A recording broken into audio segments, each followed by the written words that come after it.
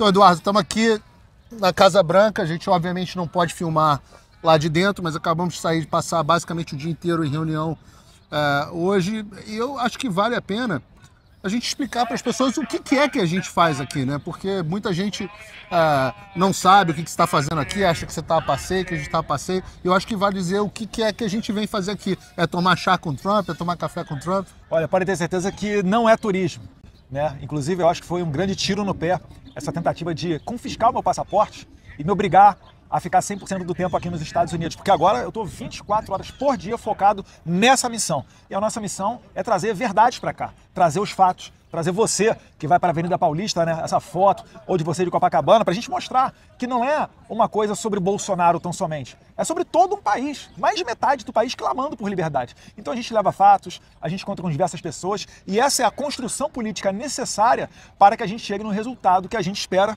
né, que é realmente botar um freio nas pessoas que há muito tempo estão rasgando a Constituição e não tem qualquer tipo de limite, né? Responsabilizar. Eu acho que muitas vezes as pessoas ficam perguntando, mas cadê? Vocês se reúnem aí, mas e aí, cadê as sanções? Só ouço falar, não sei o quê. Então é importante que as pessoas entendam que aqui é um processo sério, né? Hoje a gente trouxe aqui um calhamaço desse tamanho, com as decisões do Alexandre todas traduzidas de forma juramentadas, a explicação, a jurisprudência para as medidas que são tomadas, quais foram os indivíduos que tiveram seus direitos violados, de que forma. Então é um processo. E a Casa Branca não é a casa da Mamãe Joana, não é? A gente não toca a campainha ali, Trampão, sanciona aí o Xandão pra gente. É um processo, então você tem que conversar com o Conselho de Segurança Nacional, você tem que conversar com o DPC, né, Domestic Policy Council, você tem que conversar com o Departamento de Estado, você tem que conversar com o Departamento de Tesouro, você tem que conversar com gente o White House Counsel's Office, né, como uma espécie de advocacia da Casa Branca. Você tem que conversar com cada um dos agentes aqui para tentar explicar a eles o que está acontecendo. E eu acho que você pode dizer o que as pessoas, quando a gente conta o que está acontecendo no Brasil, o que elas encontram, o que elas acham. De fato, é difícil você traçar um paralelo com os Estados Unidos. Eu tenho que aqui render as homenagens ao Paulo Figueiredo, que ele é muito mais entendido de legislação americana do que eu, então ele consegue trazer essa ideia melhor para apresentar para eles. Algumas pessoas até já têm uma certa noção do que está acontecendo, outros ficam totalmente surpresos, porque eles vêm com algumas soluções que seriam jurídicas numa democracia normal, mas quando eles falam, a gente fala, já tentamos isso, ou isso não consegue no Brasil por conta dessa ação de alguns tiranos lá. Então, esse esclarecimento ele é vital para eles entenderem e chegarem à conclusão de que realmente não tem outra saída senão sancionar para colocar um freio nesse tipo de gente. Eu estou falando aqui de sancionar pessoas, não de sancionar o país. O nosso objetivo aqui não é aumentar as tarifas comerciais para que produtos sejam encarecidos no Brasil. Isso, inclusive, é uma política socialista.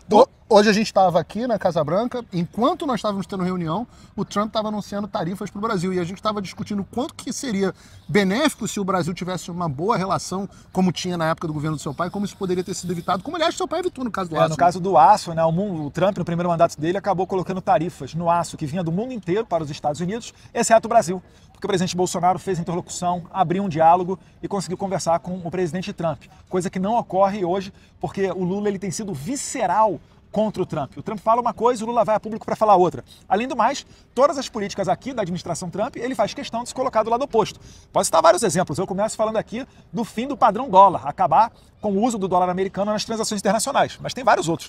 Mais Irã, Pro-China, Venezuela, enfim, dá para passar o dia inteiro aqui. Mas resgatando o ponto que você estava falando, é que a gente não quer tarifa para o Brasil, a gente não quer sanção para o Brasil. A gente quer sanção para responsabilizar algo que já existe dentro da legislação americana. Isso é importante dizer. Alexandre de Moraes violou a legislação dos Estados Unidos quando ele se esquiva de seguir os tratados internacionais entre Brasil e Estados Unidos para ir atrás de companhias e indivíduos dentro dos Estados Unidos. Ele violou as leis internacionais de direitos humanos, ele violou, inclusive, o que se entende aqui nos Estados Unidos como cometeu práticas de corrupção. E o que a gente faz aqui são simplesmente trazer os fatos. E quando a gente traz os fatos, tem um misto disso que você estava falando, né, Eduardo? Das pessoas não entenderem a gravidade do que está acontecendo, ficarem surpresas, digamos assim, mas, por outro lado, eles também entendem um certo paralelo, né?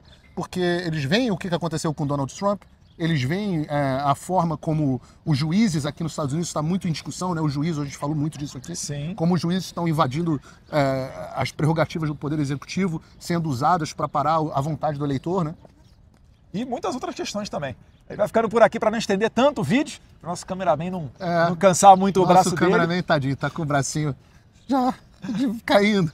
Mas pode ter certeza que a gente segue aqui trabalhando, pensando no melhor para o povo brasileiro. Aqui ninguém está turistando ou passeando não, tá? Vão ter muitas outras vindas ainda, pessoal. Saibam que esse é um processo, a gente tem que ter expectativa no lugar. A gente está tratando de várias coisas diferentes. Tem visto, cassação de visto para vários indivíduos, um processo que talvez saia primeiro. Tem o processo das sanções financeiras específicas na figura do Alexandre, mas com sanções secundárias para outras pessoas, talvez certos procuradores, talvez certos, talvez sobe até para político. Então, delegados, etc., por aí vai. Inclusive parece que tem juiz auxiliar que está saindo aí da posição, mas não vai escapar não. Então, as pessoas têm que entender que isso é um processo que ainda vai demorar alguns meses. Talvez possa vir mais rápido do que a gente imagina, mas aqui a coisa é feita com seriedade, né? É isso aí. Só finalizando, se você está vendo esse vídeo no YouTube, parece clichê, mas é verdade. Curta, comente, se inscreva no canal, que isso faz o algoritmo entender que essa mensagem é relevante e entrega para mais pessoas. E o Paulo Figueiredo está também no Rumble e no Locals, né? www.paulofigueiredoshow.com. Um abraço, fiquem com Deus.